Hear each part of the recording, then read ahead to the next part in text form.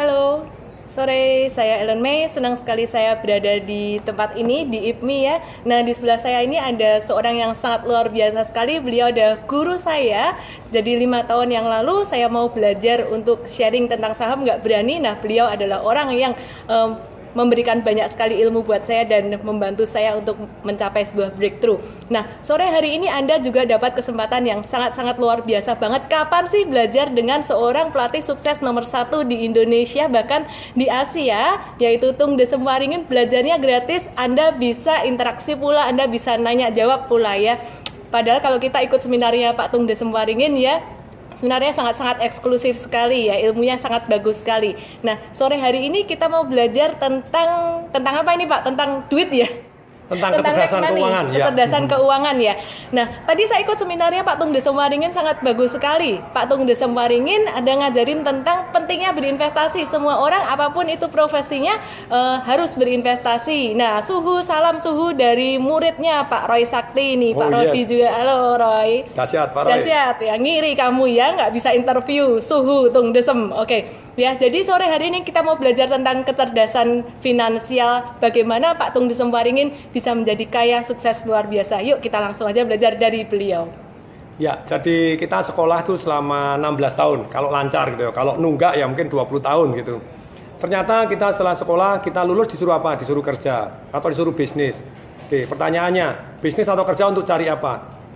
Cari uang. Mungkin Anda bilang untuk mengembangkan talenta, mengembangkan bakat, punya misi yang mulia, silahkan.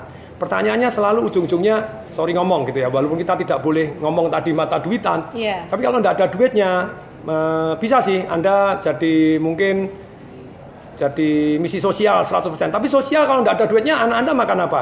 Benar sekali. Hanya pakai pakaian enggak gitu ya, sekolah enggak gitu ya. Terus rumahnya listriknya butuh bayar enggak, tetap harus ada. Sebetulnya itu aman dulu baru Anda sosialnya seru sekali. Tidak aman pun juga boleh selama Anda sosial, silahkan. Tetapi kenapa tidak kalau kita secara keuangan jauh lebih aman sehingga kita amalnya jauh lebih tulus begitu ya. Nah sekarang begini, kecerdasan keuangan kita tidak pernah diajarkan di sekolah. Bahkan menurut saya, kemarin saya diundang Pak Muhajir, Menteri Pendidikan, untuk sharing tentang hal ini. Saya katakan bahwa kecerdasan keuangan itu ternyata di dunia sekolah lebih tabu dibanding pengetahuan seks. Nah itu dia itu Pak.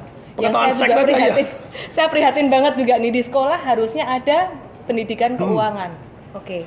Tapi seks diajarin, kelas 3 SD gitu sudah ya? diajarin itu. Tapi keuangan sampai lulus nggak gitu ya.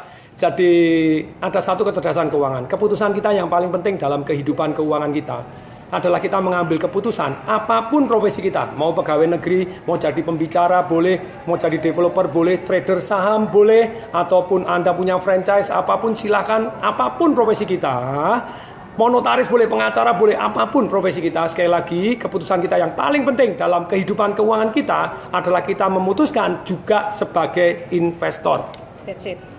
Kalau kita tidak pernah belajar tentang investasi, pertanyaannya, kita mungkin begini loh, bedanya apa sih orang kaya miskin sama orang yang menengah? Orang miskin terima duit langsung dihabiskan. Karena habis, tidak pernah ada yang diinvestasikan. Karena tidak ada yang diinvestasikan, di kemudian hari pada waktu dia usianya sudah mencapai pensiun. Nah, mulai bingung.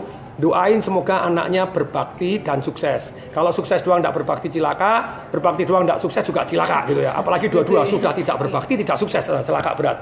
Anda mengandalkan anak Anda, tidak bisa gitu ya.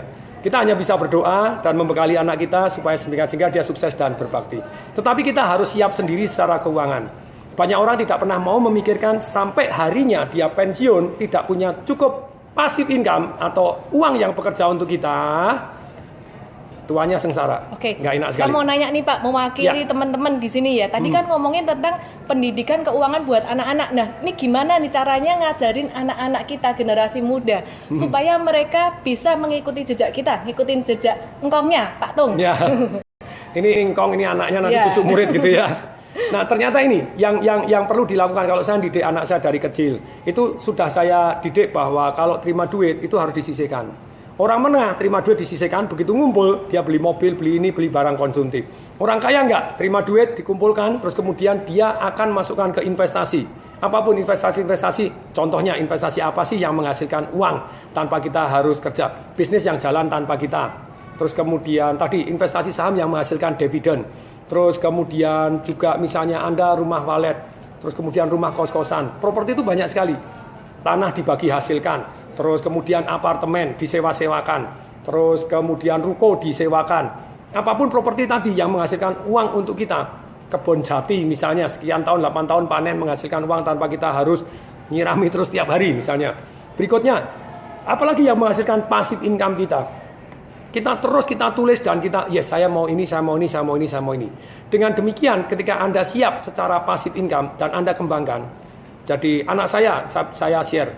Nah, dari kecil sudah saya ajarin hidup itu ada namanya happy money.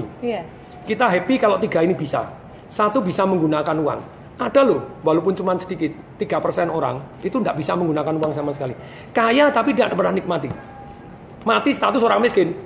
Wow. Jadi sedih juga. No. Tapi 97% tidak usah diajarin, pinter banget ngabisin uang gitu ya. Nah, happy money terdiri dari 3. 1, kita harus share kepada anak kita bahwa Anda harus bisa pakai.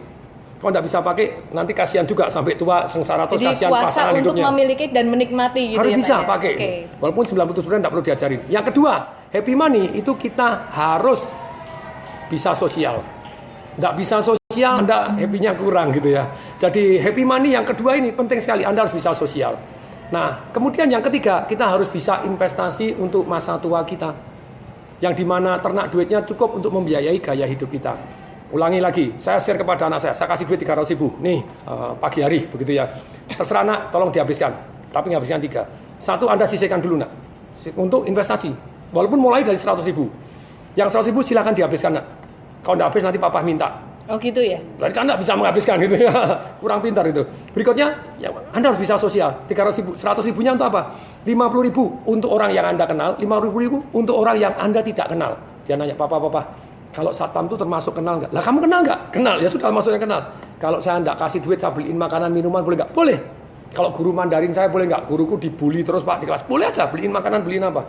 Tapi 50 ribu jatahnya untuk kasih orang yang tidak kenal. That's called happy money. 3. Kita share dari kecil, kasih duit, suruh praktek. Oke, menarik banget ya. Jadi Pak Tung ini nggak cuma ngajarin buat cari aja, tapi juga untuk bagaimana kita bisa menikmati sendiri, bahkan di-share buat orang lain dengan proporsi yang tepat. Ya. Kira-kira gitu ya Pak Tung ya. Oke, tadi saya juga ikut seminar Pak Tung, ada bahas beberapa hal yang menurut saya sangat menarik banget. Nah, sebelum ini di Premium Access, saya ada bahas tentang sebuah video yang sangat penting banget di November Premium Access yang akan saya lanjutkan Desember Monthly Insight pekan depan. Jadi kalau Anda belum subscribe dulu di bit.ly/miring daftar Premium Access. Saya ada cerita tentang kalau Donald Trump itu terpilih bagaimana ketika dia menurunkan pajak dari perusahaan Amerika Serikat turun 20%, maka di sana kira-kira kedepannya harga saham perusahaan-perusahaan di sana juga akan naik ya karena pajaknya turun, dan kemudian itu juga bisa memicu uang di negara berkembang keluar dan pindah ke Amerika. Nah, kalau kita lihat sekarang bagaimana kondisi perekonomian Indonesia 2016-2017 yang lagi bertumbuh, semuanya juga ada saya bahas di dalam November Premium Insight dan akan dilanjutkan dalam Desember Premium Insight nanti. Anda bisa join di bit.ly/daftar Premium Akses ya, daftar Premium Akses. Sekarang Pak Tung juga punya view yang sangat menarik ya. Saya nggak nyangka guru saya ini yang jago jualan. Jadi kalau Anda pengen bisnis Anda cepat banget majunya ya, sellingnya cepat banget majunya, jago jualan nomor 1 di Indonesia ini Pak Tung Desemwaringin. Dan saya nggak nyangka Pak Tung Desemwaringin tadi juga bahas tentang makroekonomi yang sangat menarik sekali, yang bisa melengkapi view saya tentang makroekonomi, tentang Donald Trump, Trump Effect, tentang Indonesia, tentang China, dan juga tentang perekonomian pada tahun 2016 sampai 2017 nanti. Nah, bagaimana view dari Pak Tung Desemwaringin? Kita simak. Oke, jadi di tahun 2017 ini tentu saja ada satu yang namanya berita negatif, ada satu berita positif. Kita save the best for last gitu ya, yang positif nanti. Yang berita negatifnya itu, Amerika ternyata mencetak uang begitu banyaknya. Tadi saya presentasi, sampai hari ini utang Amerika itu 19 triliun 880 miliar. Dan masih akan nambah terus itu Pak. Setiap hari nambah 2,5 miliar apalagi US dollar. Ini Trump nanti jadi presiden tambah banyak lagi. Kenapa kok tambah banyak lagi? Dia akan nyetak uang dan utang banyak lagi karena dia ngurangi pajak. Benar sekali. Kalau dia ngurangi pajak untuk tombok ini setiap tahunnya ini setiap hari saja sekarang sudah nambah 2,5 miliar. Presiden 1 sampai 42 yang namanya Bill Clinton utangnya cuma 2 triliun US dollar. 42 presiden. 2 presiden terakhir ini jadi 19 triliun. Edan banget begitu ya. Terus kemudian uang beredar pada waktu sampai Bill Clinton itu 856 miliar US dollar. Sekarang sudah hampir 9, jadi 800, kan 1 triliun tidak ada tuh uang beredar. Sekarang sudah 9 triliun uang beredarnya. Nah, ini membuat dunia ikut saling lomba mencetak uang. Termasuk Jepang tadi saya share. It's very true. Yeah.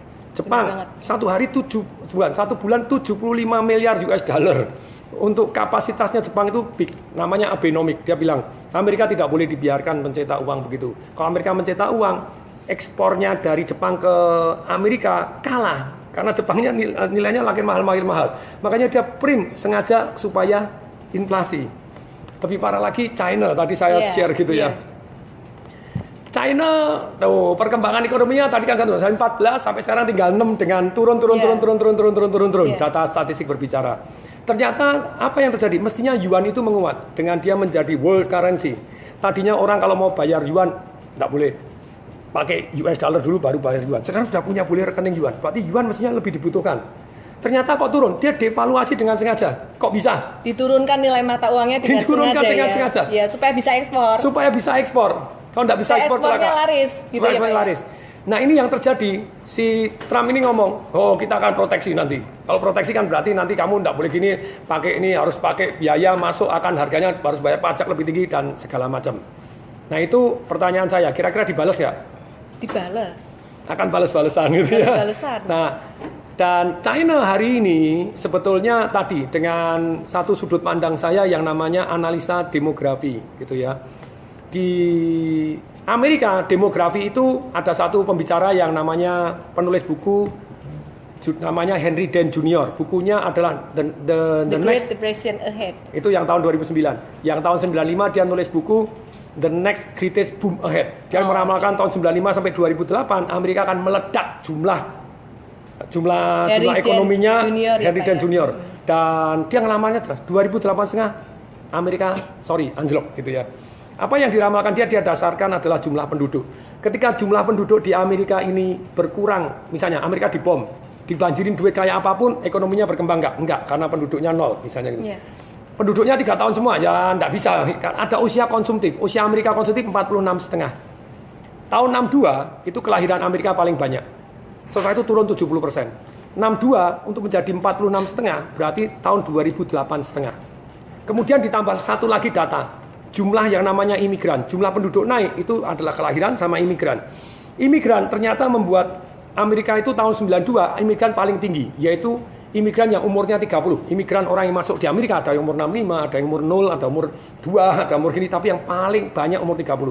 30 supaya jadi 46,5 yang konsumsinya paling banyak, bukan paling kaya bisa 55, tapi yang konsumsi paling banyak, paling boros umur 46, itu ternyata untuk mencapai 16,5 tahun lagi dari umur 30 kan jadi 46,5 toh. 92 ditambah 16,5 pas 2008. Dan begitu kolaps. Nah, dia bilang, "Nah, sekarang pertanyaan kenapa saham Amerika sudah mulai pulih? Yang beli bukan orang-orang. Yang beli fund manager, yang beli bank, yang beli yang tadi. Bank dikasih duit banyak nih. 8 miliar US dollar. Terus kemudian apa yang terjadi 8 miliar? Uang sendiri itu ya, Pak ya. Enggak nyetak, cuma transfer, butuh 8. Langsung pindah doang. Nyetak aja enggak gitu ya, cuma pindah langsung masuk. Banknya dikasih 8 miliar. Supaya apa? Bunganya 0%. Supaya apa? Supaya orang yang kredit mobil bunganya 0,25. Penjualan mobil naik, nanti pengangguran berkurang, tujuannya. Tapi pertanyaannya enggak. Tetap aja yang beli kurang. Kenapa? Orang-orang yang jumlah konsumtif enggak ada. Orang mau 89 sudah enggak mau beli. Orang-orang mau 16 belum layak untuk dapat utang. Akibatnya utang ini dapat duit, ya wes beli saham. Sahamnya naik. Tapi naiknya bukan real, yang beli adalah masyarakat. Yang beli fund manager, hedge fund, dan kemudian bank-bank yang duitnya nganggur dibelikan. Dengan dibelikan seperti ini, menghasilkan apa? Menghasilkan sahamnya naik. Tapi bukan tingkat penganggurannya terus menurun dengan Benar nyata. Sekali. Iya. Oke, satu lagi pertanyaan nih Pak Tung. Sambil teman-teman semua, kalau Anda di sini Anda mau nanya nih, ketemu Pak Tung, kesempatan yang sangat luar biasa ya. Ruben Samuel, salam dahsyat Pak Tung, salam dahsyat. Ini bisa langsung ngomong-ngomong loh ini ya. Jadi bisa langsung ngomong, silakan. Jadi kalau Anda mau nanya apa, ya dengan Pak Tung silakan langsung tanya aja ya.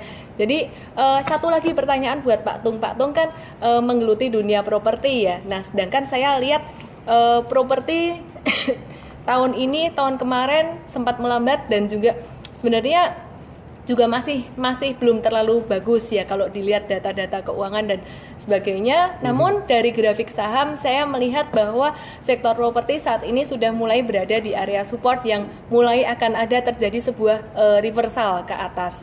Nah, ini mulai ada pertanyaan dari Pak Roni. Nah, kalau saya melihat sektor properti dengan adanya penurunan suku bunga selama beberapa kali seharusnya juga akan kena imbas yang positif juga dengan kebijakan pemerintah, kebijakan yang positif mengenai LTV ya. Halo Bu Nina, salam profit. Oke, nah dengan sentimen-sentimen positif tersebut, kira-kira sektor properti tahun 2017 nanti gimana ya Pak Tung ya? Nah, tipsnya apa untuk investor properti itu sendiri? Dan yang kedua, jangan lupa karena kita semua investasi saham, gimana tipsnya buat teman-teman yang mau investasi saham properti yang tentunya akan melengkapi apa yang jadi view saya di Desember. Tadi saya baru minta data saya tadi gitu ya. Jadi begini, di tahun 2017 tadi Jokowi menggerojokkan untuk infrastruktur berapa triliun? Sekitar 600 sekian 670 triliun. Cukup banyak 2018 ya. 840 triliun. Ya. Dan ini ada satu pesimisme dan ada satu optimisme. Pesimisme datang dari Pak Faisal Basri gitu ya. Kemarin saya ngomong diskusi ekonomi dengan Pak Krisnayana Yahya, dengan Pak Faisal Basri dan Tung Desemaringin gitu ya. Terus kemudian Pak Faisal Basri bilang, "Ini duitnya dari mana?" gitu ya. Duit dari mana ya? Duitnya dari mana gitu ya. Pembangunan infrastruktur duit besar, sekian, tapi sekian duitnya triliun dari mana Benar. gitu ya.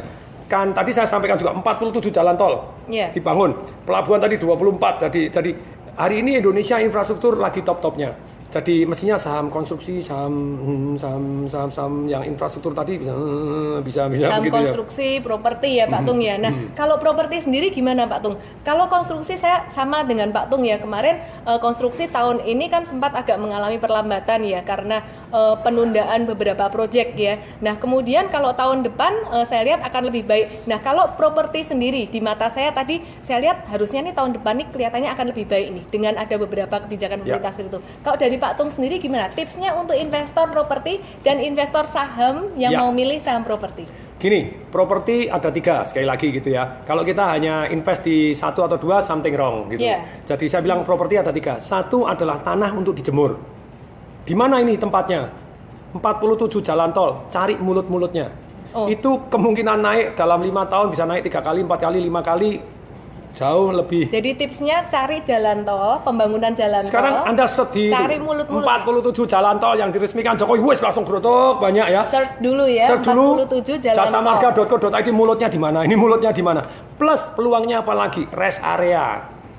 Rest area itu setiap 20 kilo tempat pipis, tapi orang makan gini ya. Tapi itu harus kerjasama dengan Badan Pengelola Jasa Tol gitu, BPJT gitu ya, yang dimana mereka tahu tempatnya yang kemudian kita bisa beli. Ada yang tidak bisa dibeli karena semuanya jasa marga gitu ya, hanya kita pakai saja. Tapi itu lumayan. Kalau mulut-mulut tol, 1 kilo dari mulut tol, top markot, top jos, ini markot tips buat Anda yang suka beli properti, bukan saham properti, tapi yang suka beli properti, cari di mulut tol. Nah, itu ada 47 jalan tol. Kalau saya termasuk yang positif, kemudian saya ngomong kepada Pak Faisal Basri, duitnya dari mana ini? Saya bilang, kalau kemarin ngomong-ngomong sama Ibu Sri Mulyani, ngomong gitu ya pada waktu dia di REI, saya bilang bahwa ini pencairan anggaran rada seret. Dia bilang, tenang, waktu itu kan di bulan November di bulan Desember ini kita akan gerojok paksain untuk cair. Kenapa paksain untuk cair? Ya karena kalau enggak terserap kan gitu ya. Jadi November Desember akan cair, akibatnya 2017 mestinya akan jauh propertinya lebih naik. Berikutnya, kalau tadi ada pesimisme, duitnya dari mana gitu ya. Pak Jokowi punya konsep kerjasama dengan internasional, kerjasama dengan pengusaha, tapi plus lagi, saya masih percaya Indonesia ngutang bisa lebih banyak. Sekarang kan cuma 20 sekian persen dari GDP kita gitu, total GDP kita utangnya cuma 20 sekian persen. Jadi kalau Jepang itu 200%, Amerika hampir 100%, Indonesia masih 20%. Jadi kita masih dipercaya untuk utang lagi. Jadi tetap kalau menurut saya tetap akan utang, minta duit lagi. Jadi masih akan bagus ya prospeknya ke depan, justru mulai semakin daripada Anda pegang duit. Daripada pegang duit, mending pegang saham properti. Tapi duit tetap harus punya aset alokasi, tidak boleh semua gitu ya. Pastinya itu Pak ya. Satu, properti tanah dijemur. Yang kedua adalah Anda beli untuk diperbaiki, dijual. Beli rumah, diambrukin, dibangun ruko, dijual. Anda beli tanah, dibangun RSS. Hari ini RSS Kalau Anda tahu cara jualannya seru sekali. Tadi saya gitu share. ya? Ya. Seru toh gitu ya. Seru banget. Selama Anda tanahnya itu di bawah 300.000, kalau 1 juta ke atas ya nggak bisa jadi RSS gitu ya. Tapi kalau tanahnya di bawah 300.000, kemudian bangunnya tipe 60, bangunannya 27 meter ke bawah, bangunnya di bawah 1.500.000, kok bisa 1.300.000, Anda bangun 1 hektar itu 40% fasum fasos, bangunnya cuma 60, istilah 100 rumah, 60 meter dari 100 rumah jadi 6.000 meter, itu untungnya plus minus sekitar 4M. Lumayan. Dan ini hari ini subsidi loh nih. Yeah. Hari ini subsidi sungguh-sungguh loh, pemerintah mau genjot, dan itu adalah peluang di RSS luar biasa gitu ya. Lama-lama rumah itu bukan barang mewah tapi komoditi karena mereka butuh. Luar biasa banget. Yang ketiga boleh. Mas, boleh. Lagi semangat ini lagi semangat. Jadi setelah 1 tanah dijemur, yang kedua tanah ataupun bangunan dirubah, dibangun, dijual atau beli dijual. Kemudian yang ketiga kita harus punya passive income dari properti. Passive income dari properti. Kalau saya passive income-nya dari saham, Pak, gimana? Boleh, plus properti. Plus properti ya pastinya. Why not? Ya. Jadi kembali lagi kita diversify. Ya, diversifikasi, dan kemudian passive income dari properti ini ada indahnya.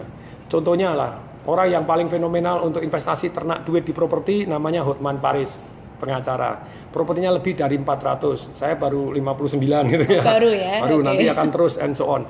Nah, ternyata properti itu, sewanya kan murah, Pak Tung. Sewanya kan cuma 3%. Kenaikannya? Yeah. Contohnya, dulu di Kelapa Gading Pak Hotman Paris beli 285 juta. Kalau saya salah tolong diralat karena dia tidak pernah cerita sama saya. Ini ngarang gitu ya. Plus minus saja gitu ya.